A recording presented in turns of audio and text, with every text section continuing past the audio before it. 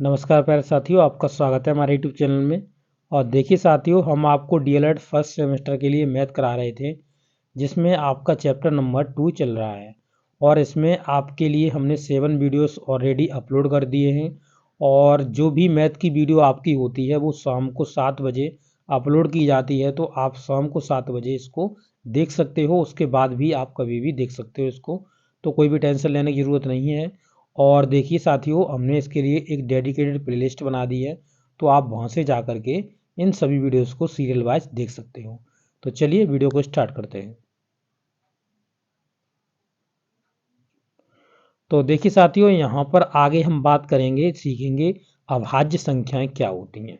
ठीक है, अभाज्य संख्याएं क्या होती हैं इनके बारे में हम जानकारी लेंगे। तो इसे इंग्लिश में बोलते हैं प्राइम नंबर्स। क्या बोलते हैं? प्राइम नंबर्स इनको बोलते हैं। वे संख्याएं जो एक तथा स्वयं के अतिरिक्त किसी अन्य संख्या से पूर्णतः विभाजित न हो, अभाज्य संख्याएं कहलाती हैं। इनका कहने का मतलब क्या है? जैसे मान लीजिए कि यहाँ पे 2 नंबर ले लिया हमने 2, और 2 में हम 1 से भाग दे सकते हैं, कंप्लीटली चला जाएगा।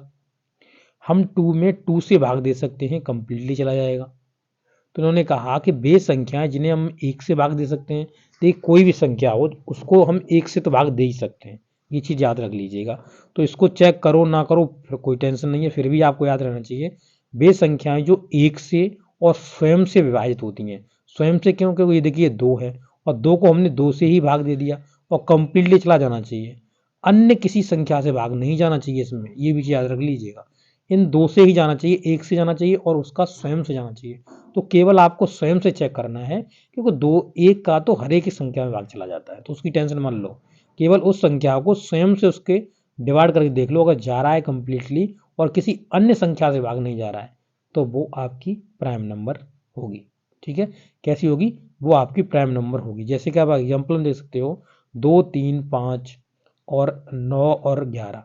अब आप कहोगे यहाँ पे 9 नहीं है, वैसे तो ये सब क्रम में चल रही है, पर इसमें 9 नहीं है। तो 9 क्यों नहीं है? तो 9 इसलिए नहीं है, देखिए साथियों, अगर हमने 9 लिख दिया तो 9 में हम 3 से भाग दे सकते हैं, और जबकि कहा था किसी अन्य नंबर से भाग नहीं जाना चाहिए, और 9 में हम 9 से भी भाग दे सकते हैं। ठीक है, तो ये कंडीशन तो सही है, पर ये कंडीशन गलत है। 9 में और कोई संख्या भाग नहीं देनी चाहिए, वो खुद देनी चाहिए। इसलिए यहाँ 9 प्राइम नंबर नहीं है आपका। और अगर आप किसी को भी चेक करोगे ना, तो जैसे मान लो आप 3 को चेक करें, तो 3 को केवल 3 भाग देगा, और 1 देगा, 1 तो देगा ही देगा, उसको चेक करने की जरूरत नहीं, और कोई नंबर भाग नहीं देगा। दे के देख लो आप, 5 नंबर है तो 5 में 5 ही भाग देगा, इसके बाद कोई नंबर भाग नहीं देगा। 7 है तो 7 में 7 ही भाग देगा, इसके बाद कोई भाग नहीं देगा। इसी तरीके से 11 है तो 11 के बाद 11 ही भाग देगा इसमें, और कोई नंबर भाग नहीं देगा। तो इसलिए ये सभी अभाज्य संख्याएं हैं, समझ गए? इसलिए अभाज्य संख्या है ये। अब इसके आप उदाहरण देखिएगा। तो कहा है एक न तो अभाज्य संख्या है और ना ही भाज्य संख्या है। यही अभी सीटेट 2024, जो सीटेट 2024 का हुआ था आपका 21 जनवरी को, उसमें ये डिट्टो क्वेश्चन आया था कि आपका एक कैसी संख्या है, और उसमें आपके ऑप्शंस दिए हुए थे कि एक भाज्य संख्या है, अभाज्य संख्या है, ना भाज्य है ना अभाज्य है। इस तरीके से आपका क्वेश्चंस बनाए हुए थे। तो ना ये भाज्य ना अभाज्य, पूरा डिट्टो क्वेश्चन उसमें छपा हुआ था। ठीक है, देख लिया आपने? तो ये आपका पूरा क्वेश्चन था उसमें। अब एक है क्यों नहीं, वो भी सीख लो। जैसे मान लो ये 2 है, ठीक है, तो 2 है तो 2 में आप देखोगे कि इस 2 को 1 भाग दे सकता है, ठीक है, और इस 2 को 2 भाग दे सकता है।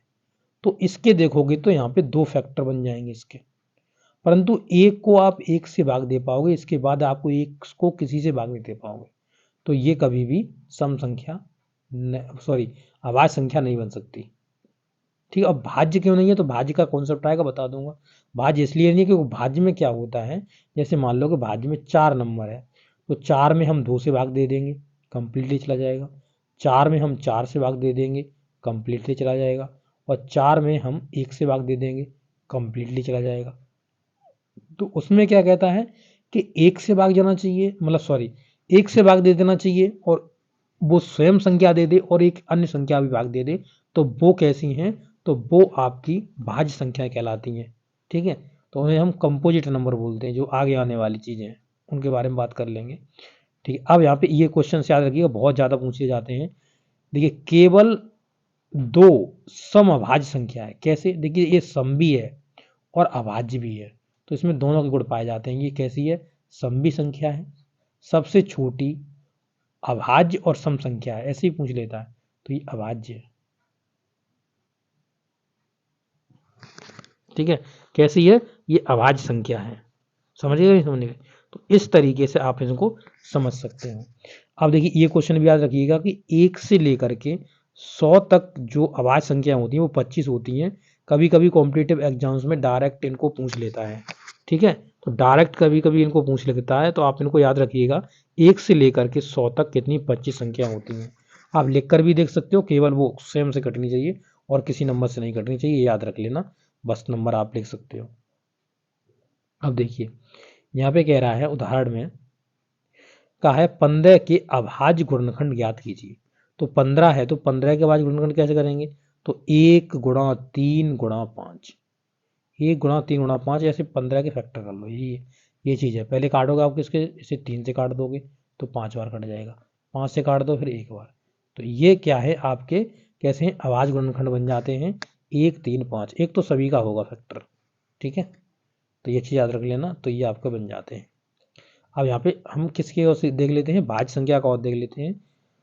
ठीक है, तो देखिए भाज्य संख्याएं क्या होती हैं? कंपोजिट नंबर, जिन्हें वे संख्याएं जो एक से, स्वयं से और स्वयं के अतिरिक्त किसी एक अन्य संख्या से पूर्णतः विभाजित हो जाती हैं, भाज्य संख्या कहलाती है। अभी मैंने आपको समझाया था, जैसे मान लो 8 नंबर है, तो 8 में आप 1 से भाग दे सकते हो, कंप्लीट चला जाएगा। 8 है, 8 में आप 8 से भाग दे सकते हो, कंप्लीटली चला जाएगा। 8 में आप 2 से भाग दे सकते हो, कंप्लीटली चला जाएगा। देखो 3 से तो चला गया ना, चला गया 3 संख्याओं से। 3 मिनिमम 3 से चला जाना चाहिए, फिर आगे जाए तो जाता रहे। जैसे 8 को अभी आप 4 से भाग दे सकते हो, तो आगे जाए तो जाता रहे, 3 से मिनिमम जाना चाहिए। तो वही कह रहा है इन 3 से आपका भाग दिला जाना चाहिए। तो ये सभी कैसी हैं? भाज्य संख्याएं हैं, जिन्हें कंपोजिट नंबर बोलते हैं। क्या बोलते हैं? कंपोजिट नंबर बोलते हैं। आप समझ सकते हो, इनको देख सकते हो। ठीक है, अब आगे आने वाले वीडियो में हम आपको भाज्यता के नियम के बारे में बताएंगे। तो ये वीडियो आपको कैसा लगा है? अच्छे से मैंने समझाया या नहीं समझाया? अभी कोई प्रॉब्लम तो नहीं है आपको? ज़रूर से बताइएगा। Okay, thank you.